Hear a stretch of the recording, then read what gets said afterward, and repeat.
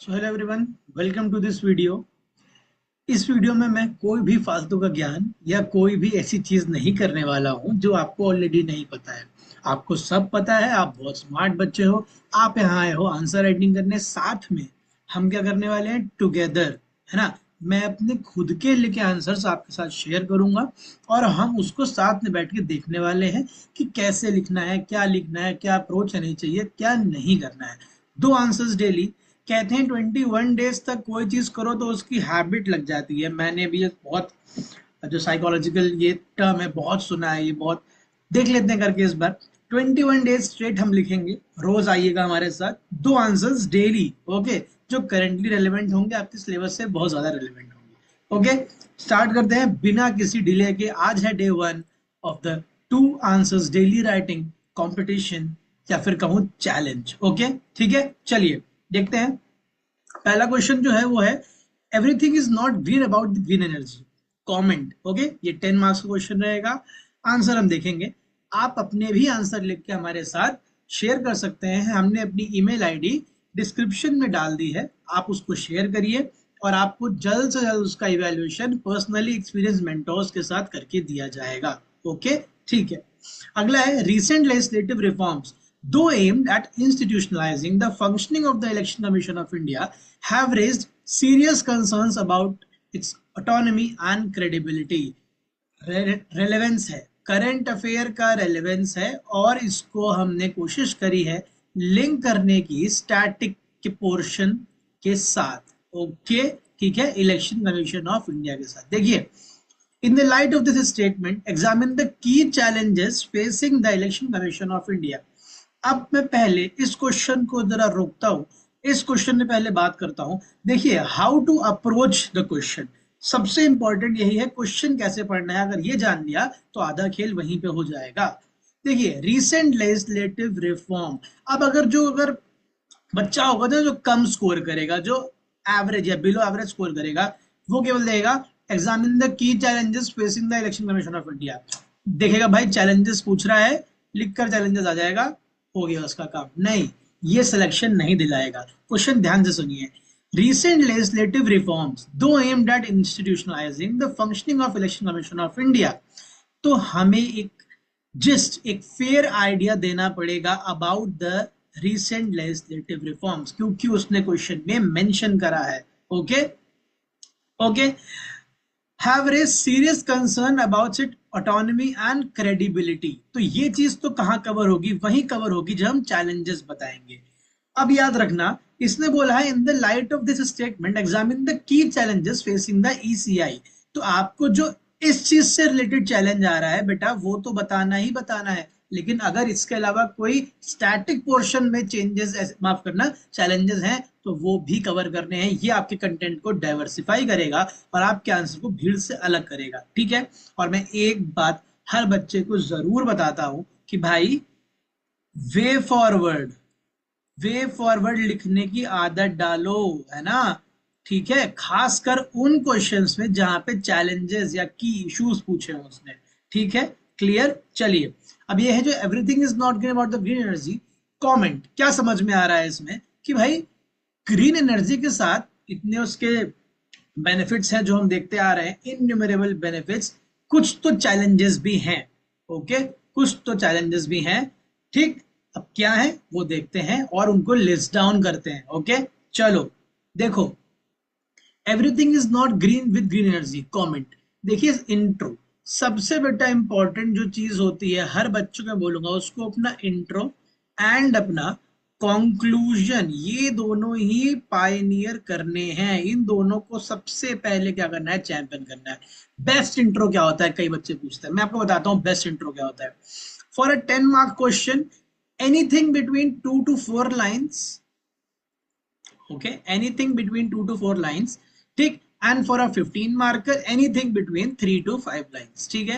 Okay, अब देखो बेटा, सबसे अच्छा तरीका जो होता है किसी भी इंट्रो के लिए, वो होता है फैक्चुअल इंफॉर्मेशन या फिर करंट रेलेवेंस से शुरू करना।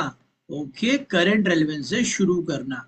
Factual information about the topic, ठीक है, current relevance of the topic. अगर करंट अफेयर इंस्पायर्ड क्वेश्चन है, आपको लगता है कि मुझे इसके बाद में कोई करंट रेलेवेंस पता है, तो उससे कनेक्ट करके लिंक करके आप लिख दीजिए।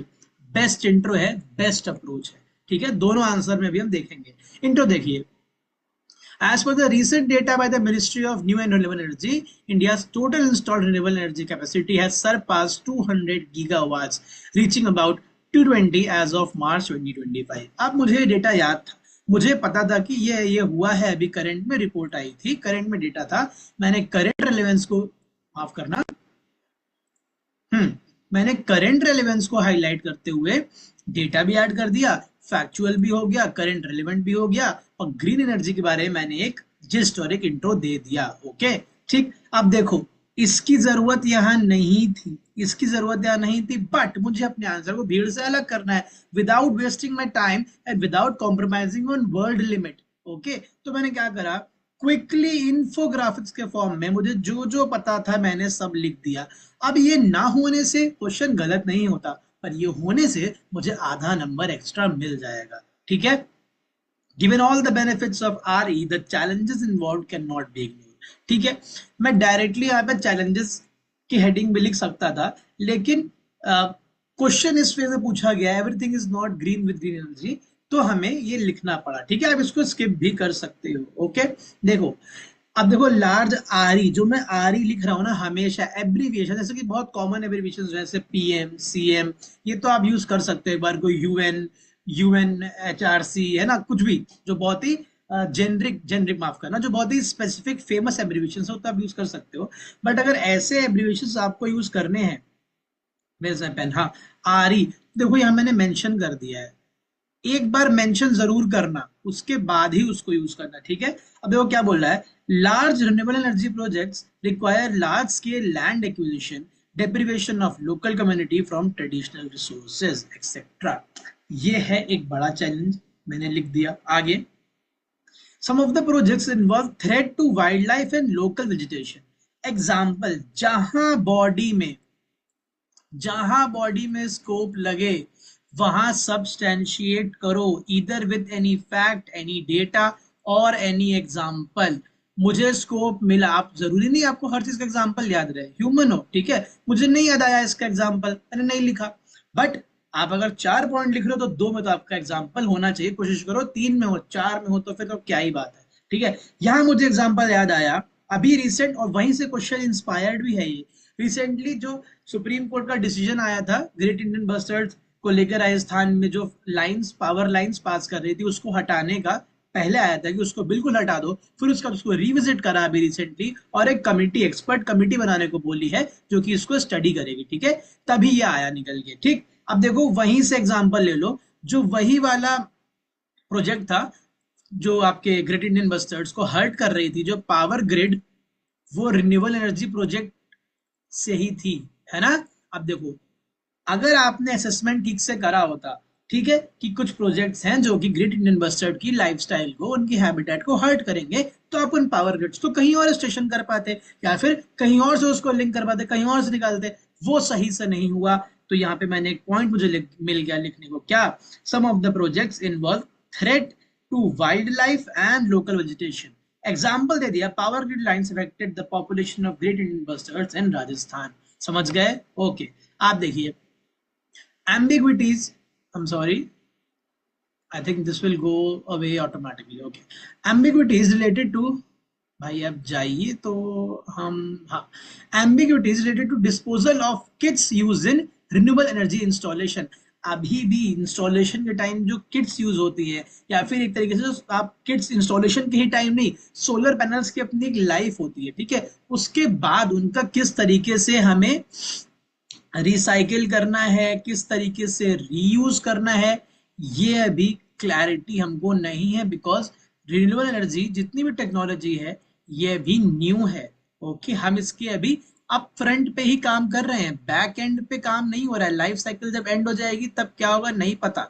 इसका एक और एग्जांपल है कुड़ई कुनाल, और मुझे साइट का एग्जैक्टली नाम नहीं याद आ रहा है, 2 साल पहले मैंने पढ़ा था इसको। तमिलनाडु में एक साइट थी जहां पे जो न्यूक्लियर एनर्जी जनरेशन के दौरान वेस्ट यूज होता है ना, उसको यहाँ पे बरी करा जा रहा था, उसको यहाँ पे डंप करा जा रहा था, और उसके आसपास के गांव वाले बहुत अफेक्टेड हो रहे थे उससे। ओके, और न्यूक्लियर एनर्जी ये पावर जनरेशन के लिए यूज हो रही थी। ठीक है, ये किसी को याद हो तो बताना कमेंट सेक्शन में। ठीक, ओके, एग्जाम्पल बता दिया। Issues related to disposal of solar panels after their life cycle. Okay, अब चौथा देखिए, renewable energy projects are generally outside the scope of environmental laws in most state। कोई भी यूनियन सेंट्रल लॉ ऐसा नहीं है। आपके एयर पोल्यूशन एक्ट जो है, एयर पोल्यूशन एक्ट जो है, वाइल्ड लाइफ प्रोटेक्शन एक्ट जो है, किसी में भी ये प्रोजेक्ट्स कवर नहीं होते हैं।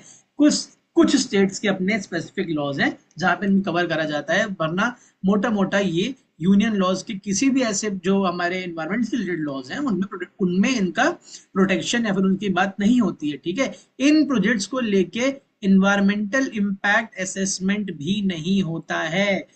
आने वाले समय में देखा जाएगा, because that it becomes necessary. क्यों? जैसे मैंने आपको ये एग्जांपल दिया, ग्रेट इंडियन बस्टर्ड वाला एग्जांपल दिया ना। ओके, चलिए देखिए, चैलेंजेस इन्वॉल्व की बात हो रही थी ना, everything is not green about green energy, way forward बहुत जरूरी है। ओके ओके, देखो क्या भाई, वे फॉरवर्ड में मैंने लिख दिया, अब जगह नहीं है, टाइम नहीं हो, जगह नहीं, तो मैंने फटाफट ऐसे लिख दिया, expert scientific advice. Example GIB case 2024। अभी सुप्रीम कोर्ट ने बोला है कि अच्छा ठीक है, एक कमेटी बनाइए, उसमें आप साइंटिफिक एक्सपर्ट्स लीजिएगा। ठीक है, तो आपको साइंटिफिक एडवाइस लेनी है। Okay, ensure proper resettlement in case of land acquisition. अगर लैंड एक्विजिशन जैसा आप कुछ कर रहे हो तो प्रॉपर रीसेटलमेंट करो या फिर उनको मुआवजा दो। Okay, include in the ambit of environmental laws. Environmental laws के एम्बिट में ले आओ, जिससे कि EIA, ये तो मैंने बस एक एग्जांपल बताया, ये हो जाएगा। ठीक है, और अगर जो भी बॉडीज हैं जो उन लॉज के तहत बनी है, उनकी ज्यूरिसडिक्शन इन पर आ जाएगी। ओके, अब देखो कंक्लूजन। कंक्लूजन कैसे करना है बेटा? कंक्लूजन हमेशा ना आपका कनेक्ट करना चाहिए एक लार्जर पिक्चर से। ठीक है, अब रिन्यूएबल एनर्जी की बात हो रही है तो मैं अपने दिमाग से यूज करूंगा कि यार रिन्यूएबल एनर्जी का इंडिया का टारगेट है।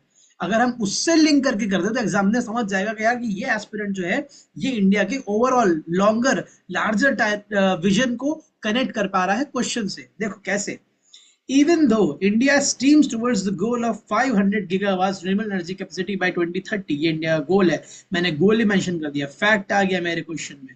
Okay, the highlighted concerns must be addressed on priority to exclude any opposition from any stakeholder।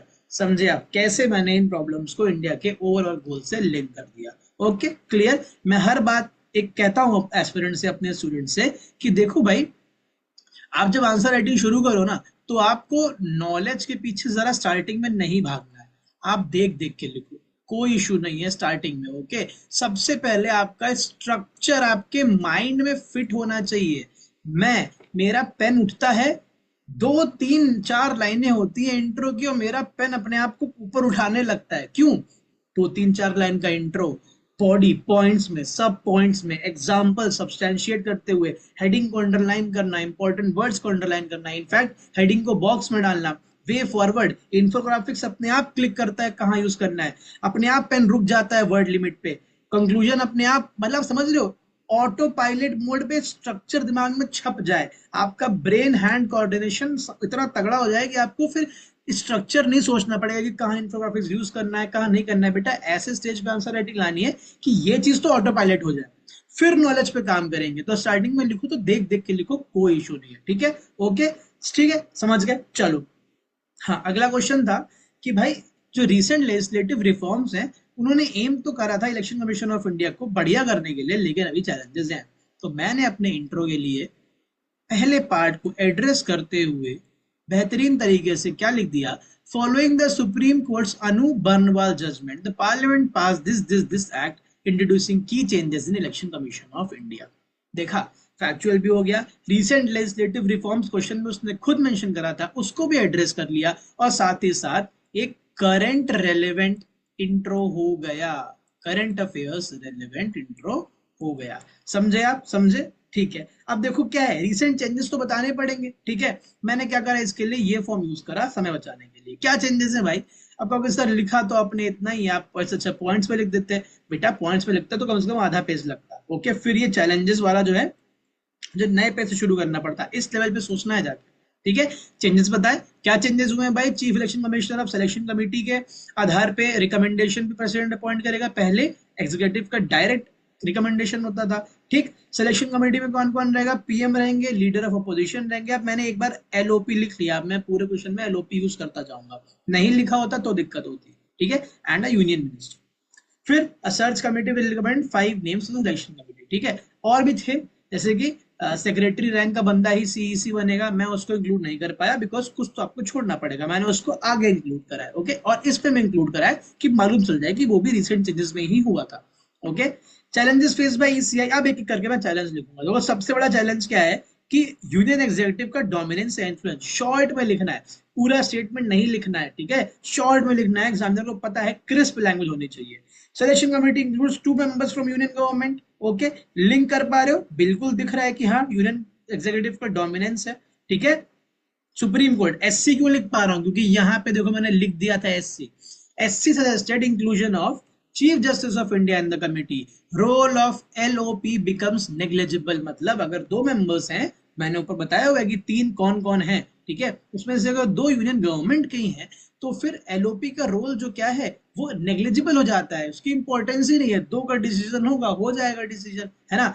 इस हमें बताना है कि सुप्रीम कोर्ट ने क्या मेंशन करा था कि चीफ जस्टिस ऑफ इंडिया को इंक्लूड करो, उसकी जगह यूनियन मिनिस्टर को इंक्लूड कर लिया गया है। ओके, ठीक है।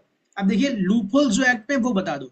सेक्शन 8 है जो इस एक्ट का, वो बोलता है कि अगर तीनों में से, तीनों जो आपके पीएम है, यूनियन कैबिनेट मिनिस्टर, इनको पीएम नॉमिनेट करेगा, और लीडर ऑपोजिशन, उनमें से अगर कोई वैकेंसी भी है ना, मतलब सिलेक्शन कमेटी में 3 चेयर्स हैं, इनमें कोई वैकेंट भी है, तो भी जो सिलेक्शन कमेटी डिसीजन लेगी उसको इंप्लीमेंट कराया सकता है, उसको रिकमेंडेशन को प्रेसिडेंट को दिया जा सकता है।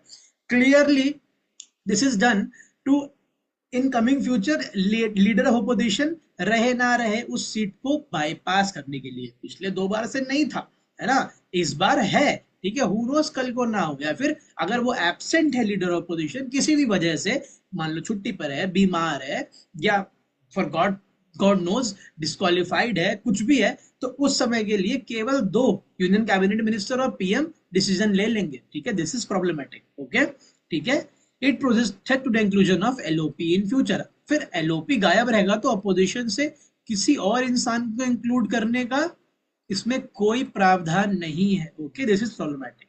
The selection committee can also look beyond the 5 names suggested by search committee. ठीक है, बोला था कि सर्च कमेटी 5 नेम देगी, फिर उसमें से शॉर्ट लिस्ट करेगी सिलेक्शन कमेटी, बट वहां पे प्रोविजन है कि सिलेक्शन कमेटी इनके 5 के अलावा भी कोई बता सकती है। ठीक है, ये तो फेवरेटिज्म को लीड कर सकता है, वही लिखा हुआ है यहाँ पे। ओके, ठीक। अब देखो ये बोला गया था कि सेक्रेटरी टू द गवर्नमेंट की जो रैंक के इक्विवेलेंट होगा वो चीफ इलेक्शन कमिश्नर की पोजीशन पे बिठाया जाएगा। ओके, ओके, अभी तक कोई भी कंडीशन नहीं लिस्टेड थी, याद रखना, ये चेंज हुआ है। ओके, अभी करी गई है ये।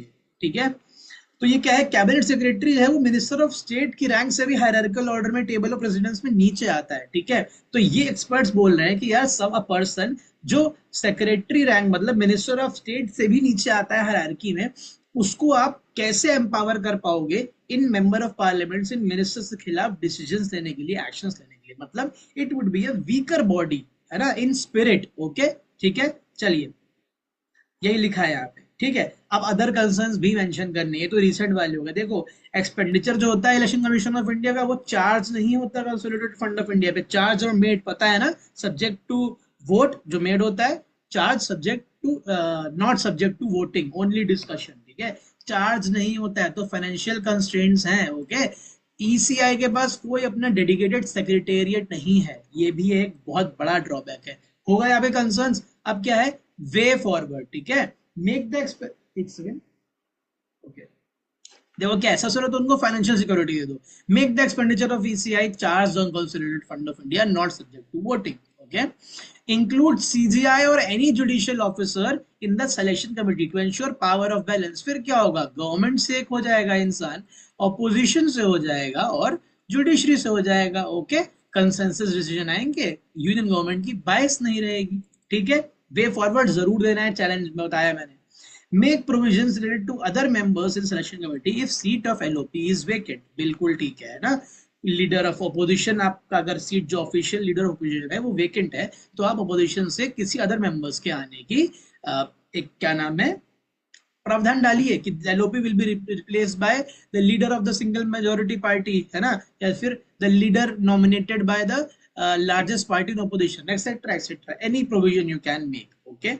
Strive to achieve unbiased decisions with consensus. Okay, ये था वे फॉरवर्ड. अगेन अब क्या करना है, इस टॉपिक को आपको लिंक करना है ब्रॉडर इशू से. ब्रॉडर इशू क्या है कि भाई अगर election Commission of India strong नहीं होगी, इंडिपेंडेंट नहीं होगी, तो फ्री एंड फेयर इलेक्शंस खतरे में रहेंगे. वो खतरे में रहेंगे तो डेमोक्रेसी खतरे में रहेगी. बस इस चीज को एड्रेस करना है इन a positive way.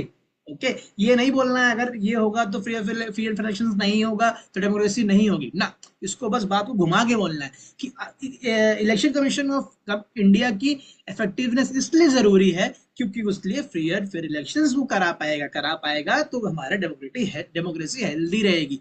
Positive way में बोलना है. देखो इफेक्टिवनेस, तो पेन मेरा कहाँ जा रहा है, हाँ, effectiveness of ECI as an organization is imperative to free and fair elections in India, which are the backbone of a strong democracy. बस कंक्लूजन भी आपका 4 से 5 लाइन से ज्यादा का नहीं होना चाहिए. कोशिश करो कि 3 से 4 में ही खत्म कर रहे. ओके, समझ गए.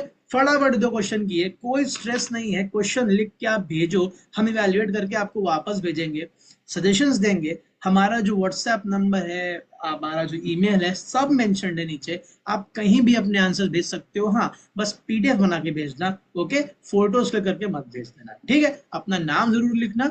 इवेल्युएट करके विद इन 48 आवर्स आपके पास दोनों क्वेश्चन वापस आ जाएंगे.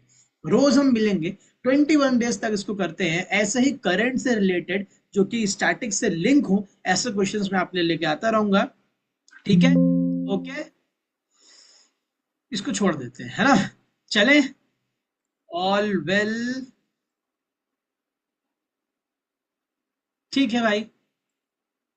Okay, so see you again tomorrow. जुड़ते रहिए साथ में.